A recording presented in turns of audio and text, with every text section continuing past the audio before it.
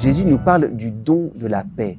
Je vous laisse la paix, je vous donne ma paix, ce n'est pas à la manière du monde que je vous la donne. Alors, première chose à relever, c'est que la paix de Jésus, elle est un don. Pour nous les hommes, généralement, la paix n'est pas un don, elle est le fruit d'un long combat, de négociations, il faut s'arrêter, il faut discuter, il faut faire des concessions, il faut aller jusqu'au bout. Pour obtenir la paix, c'est pas un don gratuit.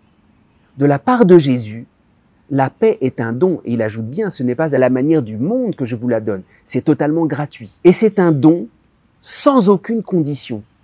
Jésus va entrer dans sa passion, et dans sa passion, aucune condition ne sera réunie pour qu'il y ait la paix.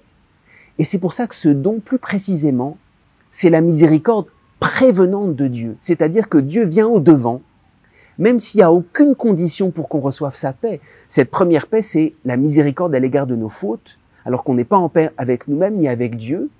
Il nous laisse sa paix, il nous donne sa paix de façon totalement gratuite.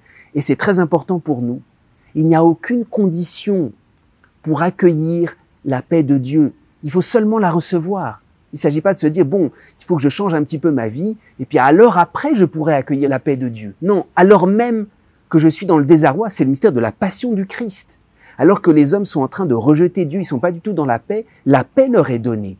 La paix n'est pas le fruit de négociation d'un travail, c'est un don sans condition à accueillir. C'est le don de la miséricorde.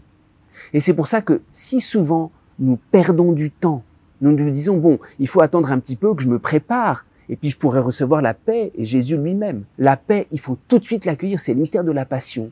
Les hommes n'en veulent pas, Dieu te la donne quand même, accueille-la seulement. Et accueille-la comme un point de départ de tout ton cheminement spirituel. Alors, cette paix si proche, la grande grâce à demander, c'est de ne plus jamais perdre du temps. Cette paix nous est déjà donnée. Je vous laisse la paix, je vous donne ma paix.